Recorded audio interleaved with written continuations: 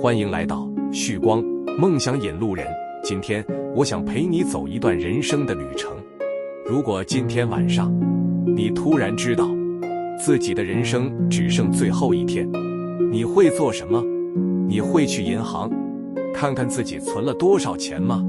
你会拿出房产证确认自己拥有多少房子吗？你会打开手机看看自己有多少粉丝吗？还是你会开始想起那些曾经出现在你生命里的人，你的父母，你的家人，曾经帮助过你的朋友，那些你曾经伤害过的人，还有那些你曾经努力过却没有成功的梦想。到了人生最后，我们究竟会拿什么衡量自己这一生？这个问题，稻盛和夫花了整整90年，用自己的一生去寻找答案。而奇妙的是，他年轻时追求的和晚年真正看重的竟然完全不一样。1932年，稻盛和夫出生于日本鹿儿岛。1955年，23岁的他从鹿儿岛大学工学部毕业，进入京都的松风工业工作。那时候没有人知道他的名字，没有京瓷，没有 KDDI， 更没有人会想到这个年轻工程师多年后会成为日本最具代表性的企业家之一。他只是一个普通的年轻人，甚至他的职业起点并没有我们想象中的那么顺利。但人生最有意思的地方就在这里，你永远不知道哪一个不起眼的日子会成为你人生的起点。1959年4月1日，京都一间并不起眼的公司正式成立，名字叫做京都陶瓷株式会社，也就是后来我们熟悉的京瓷。那一年，稻盛和夫27岁，公司成立时总共只有28名员工，没有庞大的资本，没有豪华办公室，没有今天企业家所熟悉的那些资源，甚至创业初期的公司是在京都一间工厂的租用空间里起步。如果你站在1959年的那一天，看着这群人，你可能根本不会想到这家公司未来会成为世界性的企业，更不会想到站在其中的这个27岁年轻人会改变日本企业经营思想的一部分。可是稻盛和夫真正与别人不同的地方，并不是他一开始就知道答案，而是他敢于想象一个当时看起来很遥远的未来。在创业纪念的宴席上，他曾向身边的人描绘一个非常大的梦想，先成为所在地区第一，再成为京都第一，日本第一，最后世界第一。想象一下，一间只有28个人的公司，一个27岁的年轻创业者却在谈世界第一，这在当时听起来甚至有些疯狂。但真正重要的不是那句世界第一，而是一个人有没有能力先在自己的心里看见一个还不存在的未来。这其实也是很多普通人一辈子都没有发现的秘密。人生最先限制你的往往不是能力，而是你根本不敢想象自己可以成为谁。你对自己说，我只是普通上班族，所以你不敢创业。你对自己说，我没有背景，所以你不敢竞争。你对自己说，我年纪大了，所以你不敢重新开始。你对自己说，我没有天分，所以你干脆停止学习。慢慢的，你不是因为做不到而放弃，而是因为你先在心里认定自己做不到。稻盛和夫的人生恰恰相反，他一次又一次把想象变成目标，再把目标变成每天的行动。但这里有一个非常重要的地方，他并不是只会做梦，真正让京瓷走下去的是他对人的理解。创业初期，京瓷遇到过一次非常重要的事件，新进员工曾经因为待遇问题向公司提出集体交涉，这场交涉持续了3天3夜，最后员工撤回要求，留下来继续工作。而这件事情让稻盛和夫深刻意识到，经营一家企业不只是把产品做好，也不只是赚钱，因为公司的背后是一群人的人生。从那之后，他的经营理念开始发生变化。经此后来确立的经营理念是追求全体员工物质与精神两方面的幸福，同时为人类和社会的进步发展做出贡献。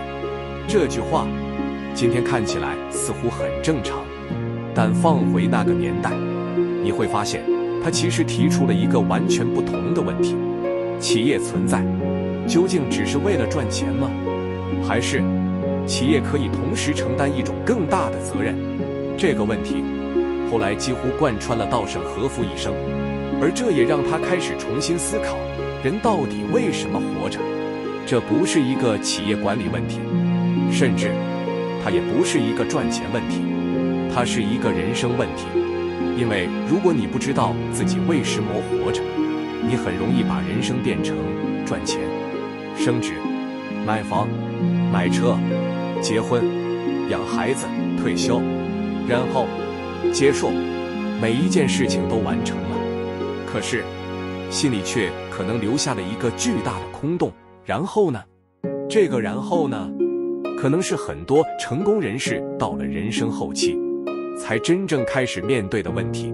年轻时，我们追求得到钱，得到地位，得到认可，得到掌声，得到别人的羡慕。可是当你真的得到之后，你会发现下一个目标又出现了：100万，想1000万，1000万，想1亿；普通职位，想主管，想高阶主管；有一家公司，想第2家公司；成功一次，想证明自己可以再成功一次。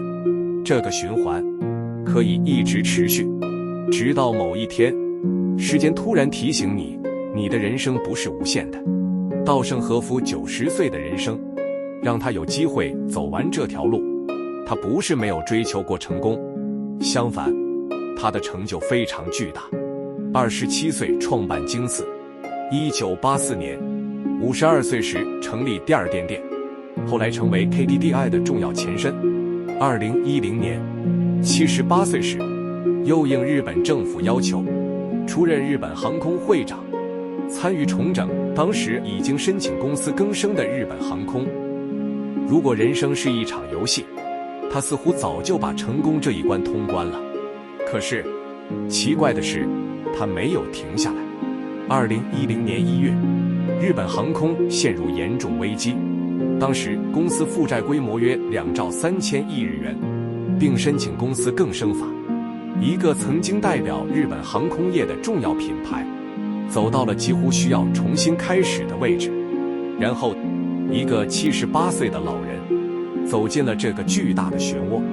这不是他的专业领域，他没有航空公司经营经验，而且他已经78岁。很多人会问，为什么是他？更重要的是，为什么他愿意？如果你已经78岁，你会怎么选？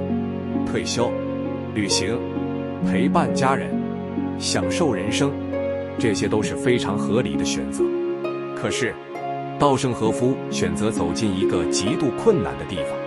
他后来说明自己愿意承担这项工作的原因，包括希望避免日本航空再次破产对日本经济造成更大影响，保护员工就业，以及维持公平竞争与国民便利。注意，这里非常值得思考。如果一个人只想着这件事情对我有什么好处，那么78岁的稻盛和夫其实完全可以拒绝。但如果你换一个角度，我还能为别人做什么？答案就不一样了。而这就是稻盛和夫人生后期最重要的转变之一。年轻时，他努力证明我可以做到；中年时，他努力建立我们可以做得更大；而到了晚年，他开始思考我还能为别人留下什么。这3句话看起来只差几个字，却代表了3种完全不同的人生境界。第一种，是证明自己；第二种是创造价值；第三种是把价值传出去。这也是为什么稻盛和夫后来创立并长期投入盛和书。1983年，他因为京都年轻经营者的请求，开始以志愿方式分享自己的经营经验与人生哲学。最初只有25人，后来逐渐扩大，到了2019年底结束活动时，已经发展到日本国内56个分属，海外48个分属，书生约15000人。你可以想象这个画面，一个已经取得巨大成功的人，没有把人生全部用来享受自己的成果，而是花大量时间去告诉下一代，我走过的路也许可以让你少走一些弯路。这是一种完全不同的成功，而这也让我们重新理解什么叫做富有。很多人认为富有就是银行账户里有很多钱，但如果你拥有很多钱，却没有时间陪伴家人，你真的富有吗？如果你拥有很高的职位，却没有人真正信任你，你真的成功吗？如果你拥有很多名声，却连自己都不知道为什么活着，那么那些掌声究竟有什么意义？这不是叫你不要追求财富，而是不要把财富当成人生唯一的答案。稻盛和夫真正令人震撼的地方就在这里，他不是反对成功，他反而非常重视成功，但他认为成功应该建立在正确的人生方向之上。你可以追求财富，但不要失去良知；你可以追求事业，但不要忘记别人；你可以追求名声，但不要迷失自己；你可以成为一个很强的人，但你的强大最好可以让更多人因此受益。这个思想对今天的我们其实比任何时候都重要，因为我们生活在一个成功被放大的时代。打开手机，你看到的几乎都是结果。有人年薪100万，有人创业成功，有人环游世界，有人买豪宅，有人投资赚钱，有人突然爆红。于是你开始觉得，是不是只有这样才叫成功？可是你看不到的是，他们失败过多少次，你看不到他们承受过什么，你也看不到那些光鲜亮丽的画面之外，他们究竟付出了什么。所以不要用别人的高光时刻去否定自己的普通日子。你现在可能只是普通上班族，每天准时起床、挤车、工作、回家、吃饭、睡觉，日复一日。你可能会觉得，我的人生是不是太普通了？可是请你换一个角度，也许你现在正在累积，你正在学习，正在承担责任，正在照顾家人，正在磨练自己的能力，正在一点一点变成更成熟的人。人生不是只有站上舞台才叫有价值，有时候你认真完成一件工作，你耐心陪伴一个家人，你在别人困难时伸出手，你没有因为挫折而放弃，这些同样是人生。所以第三步真正要问你的，不是你想成为下一个稻盛和夫吗？而是如果你不能成为世界上最成功的人，你愿不愿意成为一个值得自己尊敬的人？这个问题可能比成功更难回答，因为成功有数字，有收入，有排名，有职位，有掌声，但成为一个值得自己尊敬的人，没有标准答案，只有你自己知道。当没有人看线的时候，你是不是依然认真？当没有人鼓掌的时候，你是不是依然努力？当你比别人有能力的时候，你是不是依然谦虚？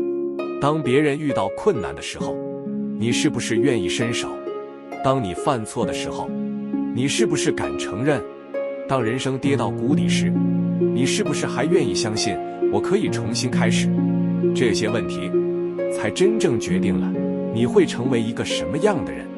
而这也正是稻盛和夫90年人生最值得我们重新理解的地方。他留下的不只是一家公司，不只是一套经营方法，不只是一个成功故事，它真正留下的是一个问题，一个每个普通人都可以拿来问自己的问题：我这一生到底想成为什么样的人？而这个问题才是第3步真正的开始，因为接下来我们要进入稻盛和夫人生哲学最核心的地方。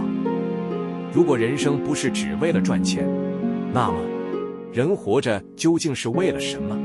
而他的答案可能会让你重新看待你的工作、你的失败、你的家庭、你的梦想，甚至你现在正在经历的这段人生。那么人活着究竟是为了什么？这个问题稻盛和夫并没有用赚多少钱来回答，也没有用取得多高的地位来回答，甚至不是用留下多大的事业来回答。到了人生后期，他给出了一个非常深刻，甚至有些出人意料的答案：人生的目的是磨练自己的心，提升自己的灵魂。在他的演讲与著作中，他曾谈到，人生就像是一场让自己的心灵、人格不断成长的旅程。人离开这个世界时，如果能够比来到这个世界时拥有一颗更加善良、更加美好的心，那么这一生就没有白活。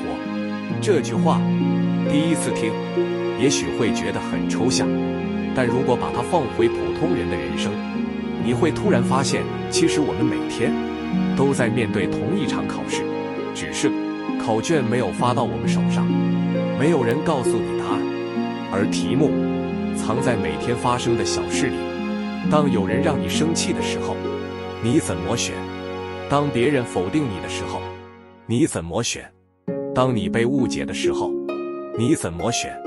当你明明可以占便宜，却知道那并不公平的时候，你怎么选？当没有人知道你做错事情的时候，你怎么选？当你比别人有能力的时候，你怎么对待对方？这些才是真正的人生考题。因为成功的时候，每个人都可以看起来很好，真正困难的是，没有人看见你的时候，你还是不是那个人。你可以在镜头前保持微笑，可以在公司里保持专业，可以在社群媒体上展示最好的一面，但是只有你自己知道，在没有观众的时候，你究竟是谁。而稻盛和夫认为，真正需要改变的不是外在的世界，而是自己的心。这也是为什么他提出了一个非常有名的人生方程式：人生工作的结果等于思维方式乘热情乘能力。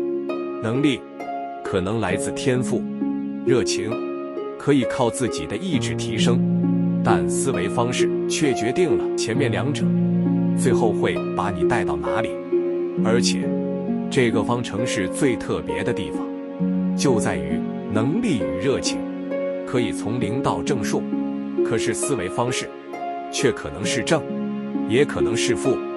换句话说，一个人能力越强，如果方向错了，反而可能造成更大的伤害。想象一下，两个人能力一样，都很聪明，都非常努力，都拥有野心。第一个人想的是，我要利用所有人，让自己得到最大的利益。另一个人想的是，我要创造真正有价值的东西，让自己和别人都能变得更好。两个人的能力可能一样，努力程度也可能一样，可是最后的人生很可能完全不同。